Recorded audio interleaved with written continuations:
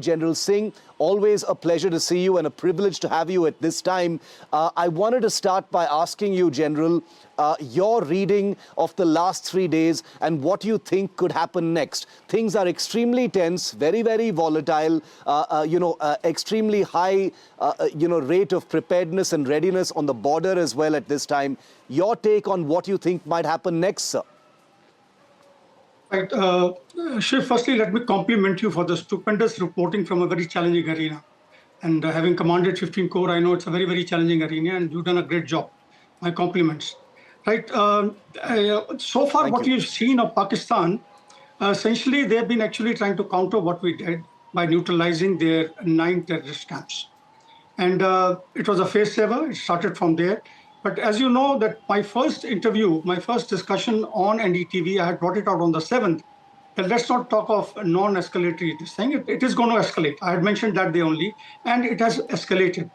And I personally feel that it will escalate further. And the reason is that the very fact yesterday, last night, there were 300 to 400, these drones that came in, and right from Ladakh going down to Gujarat. I personally feel at different 36 points, the endeavor was to ascertain, besides, of course, the location efficacy of our AD systems and the location, I think to gauge how we are poised at the moment with regard to conventional warfighting. Because at the moment, what we are seeing actually falls, the warfighting, when you find it actually starts off with seizing initiative. What is happening from both sides is seizing initiative. Decisive operations start off once the ground forces come into play. Now, quite possible that this reconnaissance which was carried out last night was to gauge to discern how we are deployed along the line of control, along the IB, and then perhaps, plan their offensives accordingly. The only point I have to mention here is that while we've been talking in terms of 4 to 5 days of war endurance of Pakistan, the very fact, the way they are going about their operations, I feel they would have received, a lot of support from Turkey as well as from China. And that, of course, is a known fact. Turkey has already pledged support, and China would do it. Let's be very clear. The southernmost artery of the CPEC runs very close to the international border, what they call Peshawar-Karachi motorway. Correct. Along this. So they have lots at stake. $65 billion have been spent by China on CPEC. So they would be concerned about it. And also the fact that, at Pahalgam, the satellite communications being used by the terrorists, those satellite instruments were from China. Correct. So what I'm coming to is that with the support of China and Turkey and other perhaps some players of the Muslim world, Pakistan may be tempted to up the ante for a while. What is that going to look like, General, if I could, pick your brain on that? When you say that things seem set for some kind of an escalation and you have no doubts about that, what could that actually look like? More drone strikes, something else altogether? You've dealt with this kind of thing, so we'd like to know what you think. Shiv, this is a new kind of warfare, which we've seen in Central Asia, we've seen in West Asia. Excessive use of drones. It is the best way to fight a war where your people, your personnel, your combat power is safe. And you are, sending these armed, aerial platforms into the enemy territory to strike. So this is definitely going to be priority one with heavier weapons. Because yesterday, the drones that came in, majority of those were devoid of, armament, devoid of any, kinetic means to cause destruction. Warheads, Yes, warheads. And I feel they'll start using warheads now, number one. Number two, when they escalate, the air power will come into play. But then we have air dominance. Our Air Force has done a great job. And but yet they will try with their Air Force, certain airfields, certain military installations, certain military headquarters, certain military vulnerable areas, vulnerable points. They will try and take these on. And definitely the airfield, they tried certain airfields, they will do it again. But as far as the ground operations are concerned, I would not like to. I'm aware of the plans fully. I would not like to give out that. It's very sensitive as to what they might do. But let me assure you that our positions are well fortified. Our offensive combat power is well poised to take on any contingency. Is there a scenario, General, I'd like to ask you, where China may try to provoke as well in order to sort of divert India's attention or divide our focus? Is that a possibility if this escalates further? No, I don't think so. I don't think they will get into overt, means. China is aspiring to be it's a global power already. But the point is that perhaps to further bring down the stature of United States and be above it and be of a preeminent kind of a world player, it would like to have India on its side. It will not overtly get into these operations against us, but yes, covertly it would continue to support Pakistan. Interesting. Okay, it would continue to support Pakistan, but overtly it might not actually get into things. It's been the third night, General.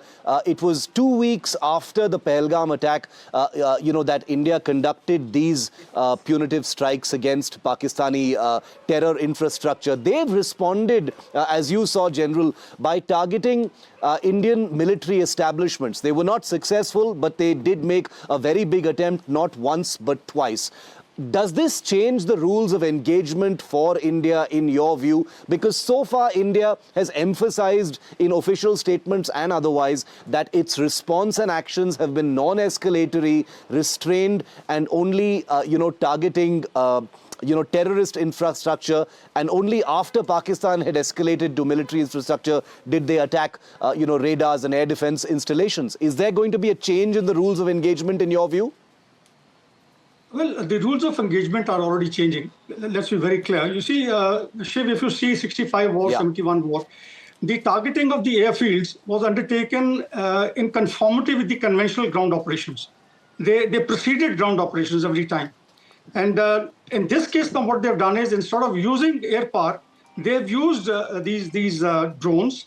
And why they have come into this depth is because we went in 100 kilometers at Bahawalpur to destroy the Jaish-e-Mohammed headquarters. Yes. So I think it's basically tit for tat kind of a policy they're adopting that, look, you did this, we are going to do the same thing. So they're trying to come in perhaps, in places like Bathinda, certain other areas in Punjab and Rajasthan, they'll try and do. But the point is, they will target our military establishments. They will certainly do that. And I think we should take them on equally well. The other thing, Shiv, I would like to highlight is that, my personal views, I mean, they may not be supported by very many, strategists. I think we are at the moment on a reactive kind of a mode. They are hitting us, we are hitting back. It's high time, I think, we need to declare our threshold of tolerance. To what extent are we going to tolerate this nonsense by Pakistan? Is it going to be an open-ended affair? Is it going to continue for months? So we have to identify as to what are those red lines and define our threshold, and thereafter, in no uncertain terms, tell Pakistan that you go beyond this, we are going to hammer you nice and hard. I think that is very much required, and it must be stated at the earliest. This is very, very important point that you made, and I was having a conversation with someone who, had something to say about, the moral high stand that India takes, maybe, tying our hands as far as drawing those red lines for Pakistan is concerned. Last question, General, very, very briefly. I've just come back from Kupwara and Uri, where we've been reporting on these ceasefire violations. We're looking at shelling happening on both sides, Pakistan directly targeting civilian areas. When you were in charge and looking at these things, have things changed, or are Pakistan's playbook exactly the same, escalating from small arms to artillery, targeting civilian areas and that kind of thing, sir? Has that changed? Yeah, by and large, Shiv, it is same. Because I'll tell you, I commanded my battalion in Tangdar, and we used to have our certain villages which are in the hinterland, behind the range, being targeted. And in fact, there were certain areas from where Pakistan was dominating. They could look into the Tangdar Valley and take on the civilian establishments as well. Besides, of course, the army installations and army headquarters. We have a brigade headquarters over there.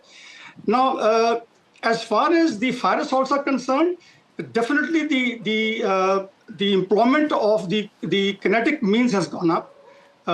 During my time, I remember when I commanded and also when I was a co-commander, we went in for heavy artillery on a number of occasions, medium artillery. We also went in for long-range 80 weapon systems, L-70 guns, targeted towards. We took on a large number of bunkers we used to destroy. So these kind of, and of course, long range or machine guns and all that. These kind of things were going on, and they used to launch bat actions. We used to also go across and hit them and get back. These kind of operations have gone on, but definitely when you see the dimension of the drones coming in, there is definitely rules of engagement being changed. But when you say rules of engagement, these are from the ability and I would say the freedom being given to the defense forces to use their armament. And the government has announced that they are given a free hand to the military. But I personally feel that it's high time we stop talking in terms of a responsible response. Let's not talk about when war fighting starts off. There is no responsible response.